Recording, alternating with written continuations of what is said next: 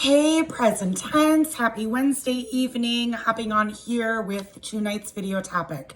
So I put out in the page earlier that tonight I hear you. I've had some conversations with people in here and I'm experiencing this myself. I know that a lot of us are feeling overwhelmed. We're feeling angry. We're feeling annoyed by our family. We're feeling annoyed by this whole quarantine. We're feeling annoyed by if you have kids and they're back to school, you're annoyed with virtual learning and how much time it's taking. You might be even feeling resentful towards your spouse or towards your ex, and I can talk with you about that and why that might be. And you might even be feeling scared. And an added little bonus to all of this is the past starts to creep up, and then all of a sudden we're having to deal with all these things that we haven't had to deal with for a while, or we thought we had already dealt with them and we thought we had mastered them. And then this quarantine just is like, nope, psych, you haven't, right? All right, you're not alone. You're not alone, you guys. We are all here. And some of us are struggling more than others. And that's why I have this group. I want to help and I want to talk about these kinds of things. And this is a safe space for us to do that. I'm going to tell you what my struggles have been just the past week, okay? Just the past week. The things that have really started to, I saw my mind, they were creeping into my mindset. My mindset was starting to shift. I caught it today. I finally caught it today and I changed it. But for the past week, I had some rough days, some better than others, you know how it goes. But my personal struggles ranged from things that are very small in the big scheme of things and things that are pretty damn big. One of the things that started to trigger me, which started out making me kind of laugh, is because I'm not the handiest person and I've had a lot of things around here in my house break, okay? So my vacuum cleaner broke. My dog has broken a lot of things. He broke my screens on my front door. I had to get those fixed. My toilet flusher thingy, like the rubber thing that you plunge, that broke too. And on the one hand, I'm super annoyed because I can't get to a store to fix these things, including my broken toilet, until my kids have their time with their dad, right? And I have primary custody. So sometimes I'm having to wait quite a few days, like 5 days, until I can have a chance to get to the store. This is my own rule. I won't bring my kids to the store with me. I don't judge anybody who does. Everybody's got their own different situation. I won't, because I know that there will be a day that the kids are going to go with their dad, and that's when I'll go to the store, because I know that the kids can be silent carriers of the virus. And also I don't want to expose them, right? Might as well just expose me and not all three of us. So that was annoying to me, right? But the other thing that was kind of cool is that I figured out a way to flush my toilet, and I didn't even know what a toilet tank, you guys, I'm so clueless. I didn't even know what the toilet tank, like anything, how to do anything. But I figured out how to manually flush my toilet without the little handle, okay? And I also fixed my vacuum, you guys. I took it apart and I fixed it. So anyway, that's a small thing, okay? I'm going to list what these are, and then I'm going to talk about why they're significant.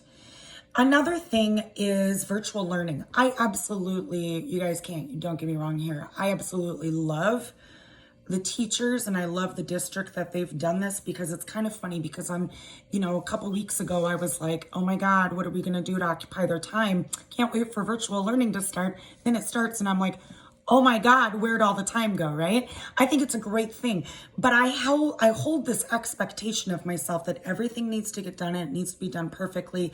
And I have this guilty feeling if I can't get it done or help the children get it done, because I'm like, it's not that big part of a day, right? I should be able to get this done. I have gotten it done, but it really, it's like having another part-time job. It's taking me 3 hours a day of extra time that I didn't even know how to carve out in the first place, right? So the virtual learning is difficult for me. I am grateful for it, and I would not trade it, but it's been difficult. So I hear you there. The third thing that's been huge, and here's where, well, let me back up real quick to the virtual learning. The reason why, I work from home. I teach piano lessons from home, and I coach from home, and I do my skincare business from home. But the thing is, I had two big goals this year: finishing writing my book and getting it published, and also getting all my coaching programs launched. And the virtual learning is kind of very much so, and the quarantine taken away from all the time I was going to do that. So that's why it really was starting to frustrate me. The third thing, and here's, these are smaller things, but then here was the big one.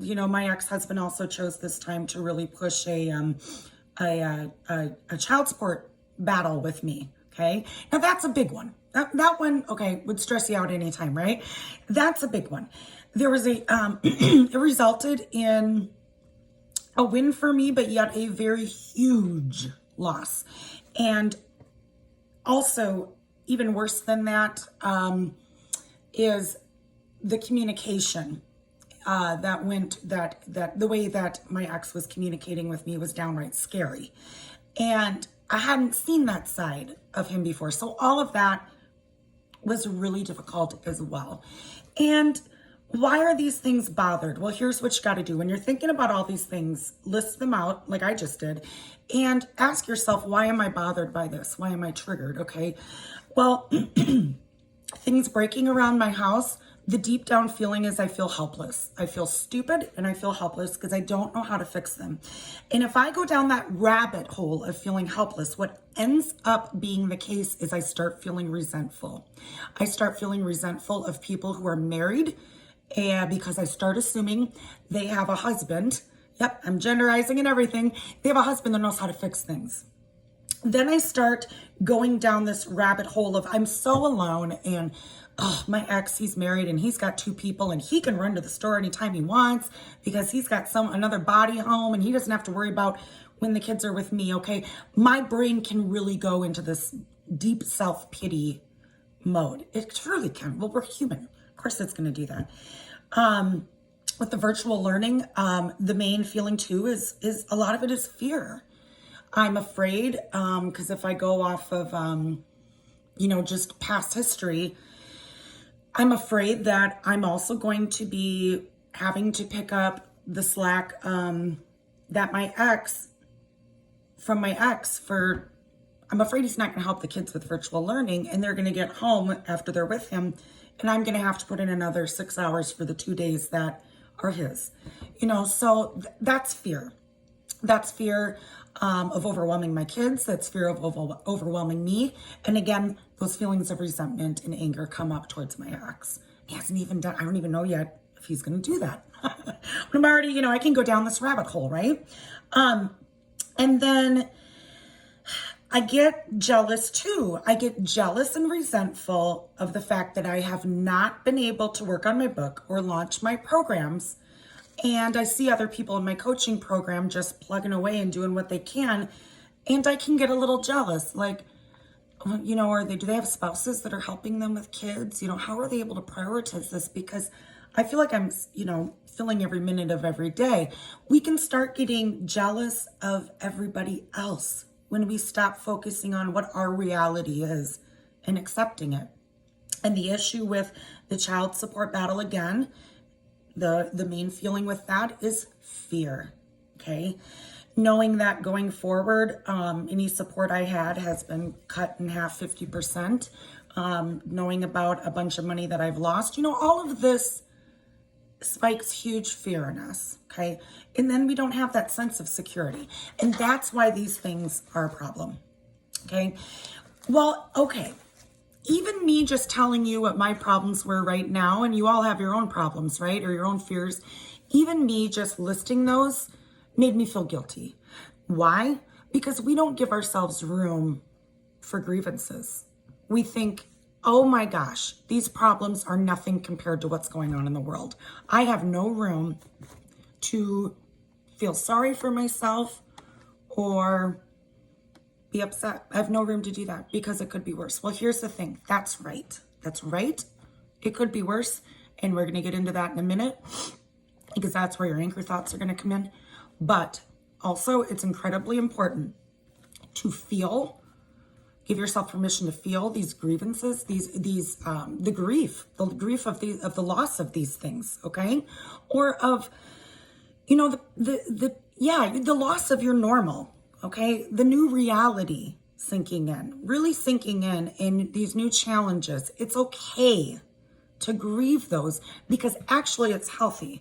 Because if you can write them down, name the feeling like I did, resentment, jealousy, fear, annoyance, whatever it is, write those things down, then you're able to step back and look at it and say, I'm not going to judge how I'm feeling. I'm going to accept it, but then I'm going to let it go.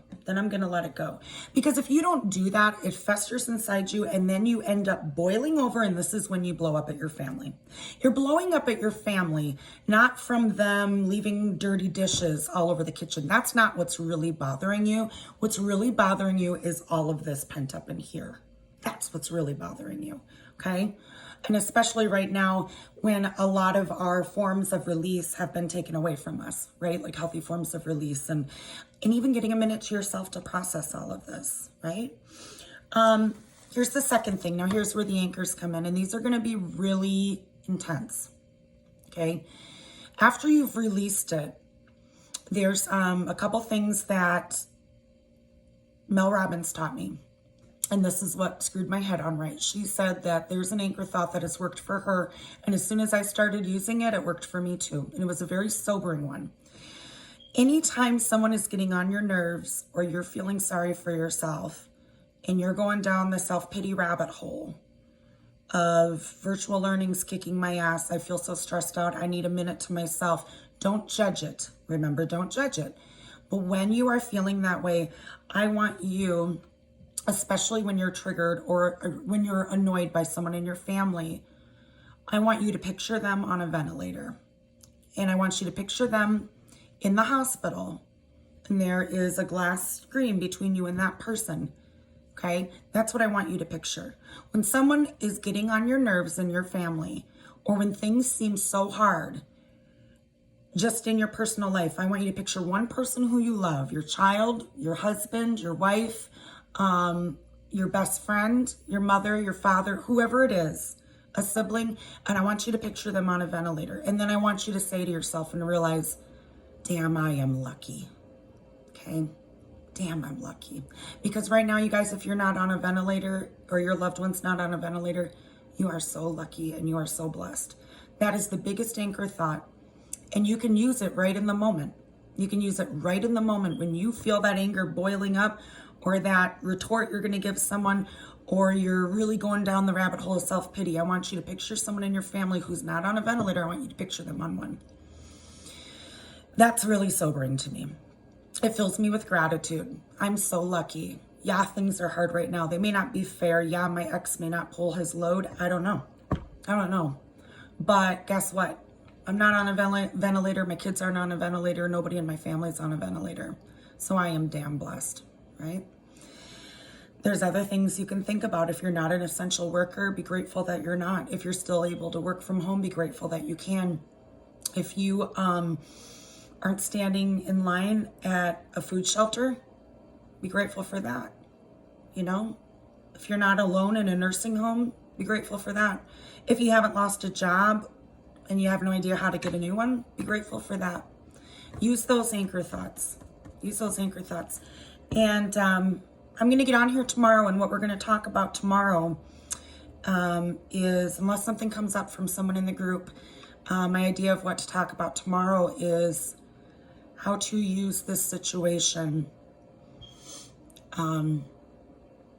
how to reflect on this situation so that when we get out of this, we know exactly what we're going to do with our lives going forward. And also kind of along the lines of how to be present in this situation so that those lessons can come to us while we are here in quarantine. Okay, guys. That's a heavy one, right? All right, that's all I have for you tonight. Take care of yourselves. Stay healthy and, stay present. Talk to me if you need anything. All right. Good night, guys.